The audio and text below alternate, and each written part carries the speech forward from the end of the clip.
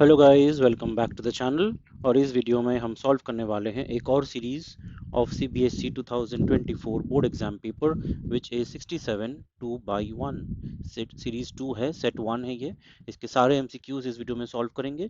अगर चैनल में अभी तक सब्सक्राइब नहीं किया है then hit the subscribe button and the bell icon, ताकि जब भी नई वीडियो आए नोटिफिकेशन तुरंत ही पहुंच जाए। हम और भी आंसर कीज वीडियो में डाल चुके हैं, चेक कर सकते हो। और भी वीडियोस आने वाले हैं आंसर कीज के, so stay tuned and stay connected. So without further ado let's get started. So पहला क्वेश्चन है, if a share of rupees 100 on which rupees 70 has been paid is forfeited, then at which minimum price it can be reissued। ये पहले भी मैंने कहा है अपने बहुत सारे वीडियोस में, रिवीजन वीडियोस में। ये क्वेश्चन टीचर्स का हॉट फेवरेट क्वेश्चन है। ठीक है, सिंपल सा लॉजिक है। अगर 70 रुपये फॉरफिट हुए हैं तो कंपनी मैक्सिमम 70 रुपये का डिस्काउंट दे सकती है री इशू के टाइम। इसका मतलब मिनिमम 30 रुपीज़ में ये शेयर री इशू हो सकते हैं, जिसका प्राइस 100 रुपये है। Simple, option B is your answer. Number 2 में चले आते हैं। If a share of rupees 10 issued at a premium of rupees 2 per share on which rupees 8 has been called up and rupees 6 has been paid by the shareholder is forfeited, then share capital account will be debited with how much। Simple सा logic है। Share capital में सिर्फ share का face value आएगा, और वो भी जितना कॉल्ड अप हुआ है उतना, एक्सक्लूडिंग प्रीमियम। शेयर कैपिटल में कभी प्रीमियम का वैल्यू नहीं आता है। ठीक है, सो अगर 8 रुपये कॉल हुए हैं जिसमें प्रीमियम 2 रुपये का इंक्लूड है, तो प्रीमियम को हटा दो तो 6 रुपये ही कॉल्ड अप हुए हैं, तो कॉल्ड अप वैल्यू 6 है। Option D is your answer here. ठीक है, चले आते हैं नीचे नेक्स्ट क्वेश्चन पे। Question 2, which of the following items cannot be recorded in the capital account of partners if the capital accounts of the partners are fixed। ठीक है, fixed capital account में ड्राइंग्स नहीं आता है, कैपिटल ड्राइंग आता है, option B आता है, but drawings out of profit नहीं आता है। So option A is your answer here. ठीक है, सिंपल सा क्वेश्चन था ये। नंबर 3 में चले आते हैं। Ashu and Basu are partner sharing profits and losses in the ratio 2:1. Chetan is admitted as a new partner with 1/4 share in the profits, which he acquires equally from Ashu and Basu. The new profit sharing ratio will be how much? ठीक है, सो आशु का नया share और बासु का नया share ढूंढ लेते हैं। अगर 1/4 शेयर है चेतन का और उसने इक्वली लिया है दोनों से, इसका मतलब दोनों से उसने 1/8 और 1/8 करके लिया है। ठीक है, तो सिंपल सा बात है कि आशु के शेयर में से, करंट शेयर में से 1/8 माइनस कर दो, और सिमिलरली बासु के भी। तो माइनस करके देखोगे तो आएगा 13:5:6। That is your new PSR। So option A is your answer here. ठीक है, question 4 number 1। On 1st Jan 2023, Abhishek, a partner, advanced a loan of 3 lakh to the firm.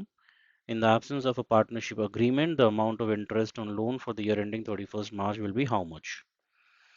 ठीक है, तो सिंपल सा हिसाब है। यहाँ पर 3 लाख का लोन है जो 6% इंटरेस्ट पे जाएगा हमेशा। कम फर्म को इंटरेस्ट देना ही पड़ता है 6% पे। और यहाँ पे जैन से मार्च 3 महीने का इंटरेस्ट कैलकुलेट होगा। That comes to 4,500. For Roman 2, if a partner withdraws a fixed amount at the end of each quarter, interest on drawings will be charged for how many months? तो end of each quarter है, तो इसका answer होगा 4.5 months। ये कैसे आया, इसका पूरा एक वीडियो है चैनल पे, do check out. I will show you कौन सी वीडियो का मैं बात कर रहा हूँ। इंटरेस्ट ऑन ड्राइंग्स का पूरा प्लेलिस्ट भी बना हुआ है चैनल पे। ये है playlist interest on drawings, 5 videos हैं।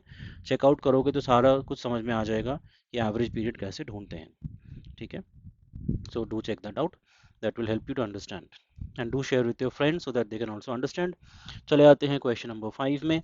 Bhim, Arjun and Nakul were partners in a firm sharing profits and losses in the ratio 4:3:3। Now 1 अप्रैल से उन्होंने अग्री किया कि प्रॉफिट और लॉस इक्वली शेयर करेंगे। तो इस चेंज के वजह से अर्जुन का गेन या सैक्रिफाइस कितना है वो ढूंढना है। सो सिंपल सा बात है, अर्जुन का जो पुराना शेयर है और जो नया शेयर है उसको कंपेयर करना है। नया शेयर इक्वल है तो 1/3 हो गया।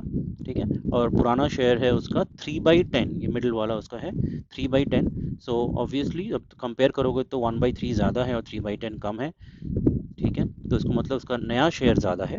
नया शेयर ज़्यादा है मतलब वो गेन कर रहा है। माइनस करके 1/30 आया, तो 1/30 उसका गेन है। तो option B is your answer here.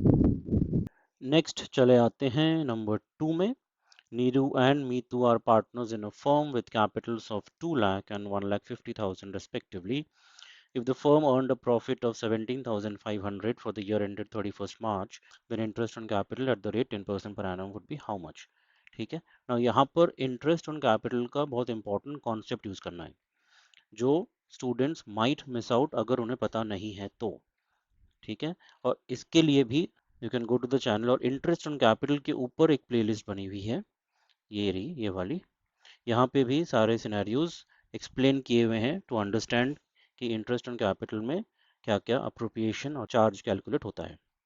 यहाँ पर देखो 17,500 है प्रॉफिट, लेकिन अगर तुम इंटरेस्ट कैलकुलेट करोगे तो that is coming to 20 and 15 35,000। इसका मतलब प्रॉफिट इनसफिशिएंट है। ठीक है, पहली चीज। और सेकंड चीज, interest is not a charge against profit, interest is an appropriation. यहाँ पे इन दिस केस चार्ज का कोई यहाँ पे मेंशन नहीं है। इसका मतलब है कि पूरा हम लोग इंटरेस्ट ऑन कैपिटल नहीं दे सकते पार्टनर्स को, 20,000 और 15,000 नहीं दे सकते। सो उसका रेशियो ढूंढ लो, 20:15 विच इज 4:3। ठीक है, इस रेशियो में 17,500 को डिस्ट्रीब्यूट करना होगा अमंग द पार्टनर्स।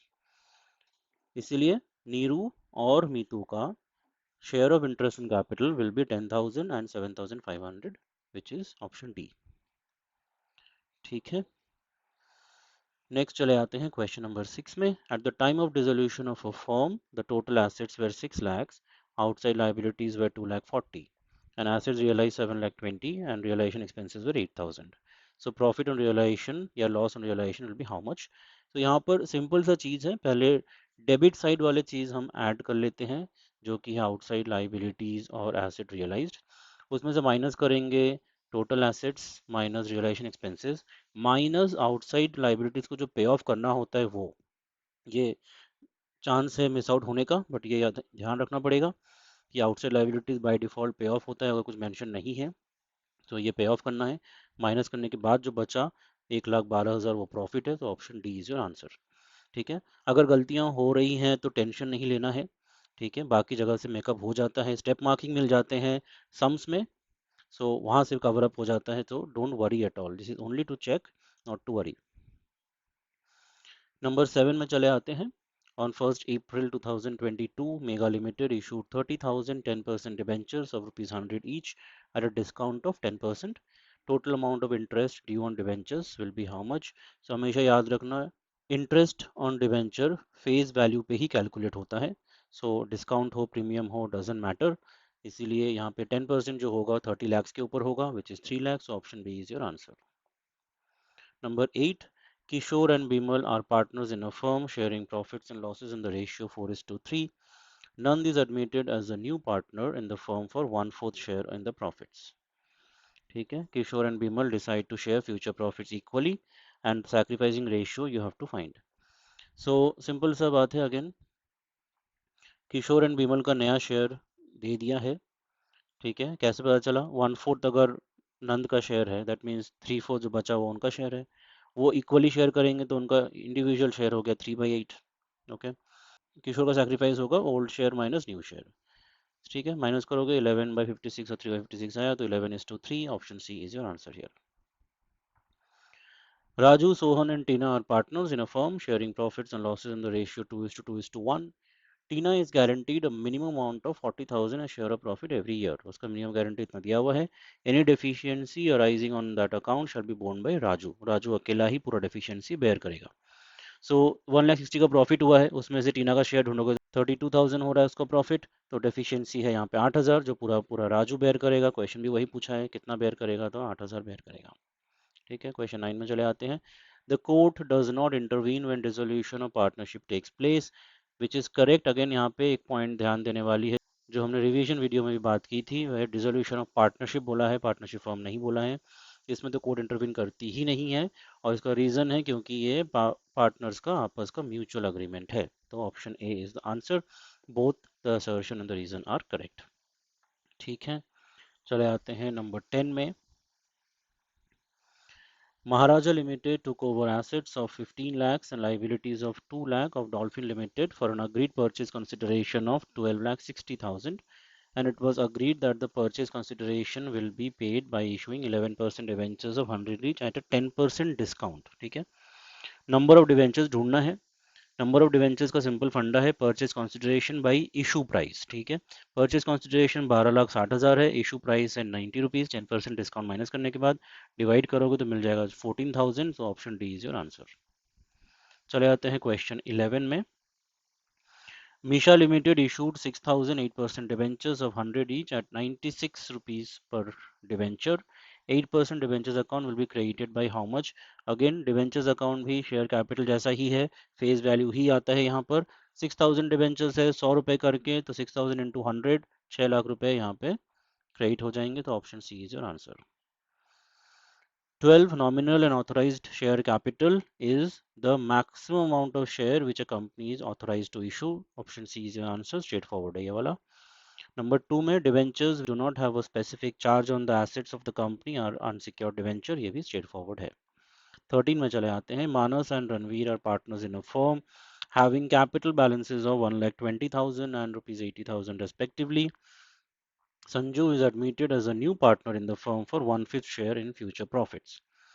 ठीक है, Sanju brought 1 lakh as his capital. तो गुडविल ढूंढना है, ये हिडन गुडविल का एक केस है। सिंपल सा बात है, संजू के कैपिटल के बेसिस पे फर्म कैपिटल हो जाएगा 5 लाख, क्योंकि वो 1/5 के लिए अगर 1 लाख लाया तो फर्म कैपिटल हो गया 5 लाख। और जिसमें से 5 लाख में से अब तीनों कैपिटल माइनस कर दो, 1,20,000 माइनस हो जाएगा, 80 माइनस हो जाएगा और 1 लाख माइनस हो जाएगा, तो बचा वही गुडविल है। तो 2 lakh is the goodwill. Option B is your answer. Next sum है about the interest on capital. So यहाँ पर अगर देखोगे, विवेक का इनिशियल कैपिटल था 8 लाख और उसने 2 लाख इंट्रोड्यूस किए ऑन 1 जुलाई, जहाँ 9 मंथ्स होते हैं। ठीक है, तो 8 लाख पे हो जाएगा 6 साल का इंटरेस्ट एट द रेट 6%, और 2 लाख पे होगा interest for 9 months at the rate 6%। Total करोगे तो आएगा 57,000। The amount of interest on drawings कितना होगा? निशा का, निशा ने 80,000 विड्रॉ किए पूरे साल में, कोई टाइमलाइन नहीं दिया है। सिंपल फंडा है, यहाँ पे 5% रेट ऑफ इंटरेस्ट है, और कुछ अगर नहीं बोला रहता तो 6 मंथ्स का एवरेज लेना होता है, तो 6/12 मल्टीप्लाई करोगे, आंसर आएगा 2000। So option A is your answer. 16 में चले आते हैं। In a partnership firm, at the time of admission, the new partner brings in agreed amount of capital either in cash or kind. ये correct है, उसको लाना होगा। क्यों लाना होगा, इसका रीजन भी यहाँ पे दिया हुआ है, क्योंकि वो राइट अक्वायर करता है to share the assets and the profits of the firm, जो भी करेक्ट है। तो option A is your answer, both are correct and R is the correct explanation. 16 हो गया, अब चले आते हैं सेक्शन बी में। वहाँ के कुछ एमसीक्यूज भी फटाफट सॉल्व कर लेते हैं, डिस्कस कर लेते हैं। Question 27 है, which of them is not an objective of analysis of financial statement? So price level changes का impact consider करने के लिए हम financial statement analysis नहीं करते हैं। ठीक है, बाकी सब करेक्ट है, सिर्फ सी ही इनकरेक्ट है, तो C is your answer. Acid test ratio, ये भी मैंने रिवीजन वीडियो में कवर किया था। क्विक रेशियो का ही दूसरा नाम है acid test ratio. So option B is your answer here. Current ratio यहाँ पे दिया हुआ है 2:1, और किस ट्रांजैक्शन की वजह से रेशियो डिक्रीज होगा। अगेन ध्यान रखना, अगर न्यूमरेटर बढ़ रहा है तो रेशियो बढ़ेगा, न्यूमरेटर घट रहा है तो रेशियो घटेगा। और क्वेश्चन सी में देखो, repayment of long term loan है, 7 लाख रुपये पेमेंट हो गया, मतलब कैश चला गया, कैश घट गया मतलब न्यूमरेटर घट गया, तो इसकी वजह से रेशियो डिक्रीज होगा। Point number C, option C is your answer here. Question 29 में चले आते हैं। Statement 1, issue of debentures will result in inflow of cash, जो कि सही है, डिबेंचर इशू करके कैश इनफ्लो होता है। Statement 2, issue of debentures to the vendors for purchase of machinery will result in outflow of cash, ये गलत है, यहाँ पे कोई आउटफ्लो नहीं होता है। So option C is your answer, statement 1 is correct and statement 2 is incorrect. What will be the effect of purchase of marketable securities for cash on cash flow statement? कोई इफेक्ट नहीं होगा, क्योंकि दोनों ही cash and cash equivalent है, इसलिए cash flow पे कोई impact नहीं होगा। और चले आते हैं लास्ट क्वेश्चन पे। Paid 5 lakh to acquire shares in Eligare industries and received a dividend of 30,000 after acquisition.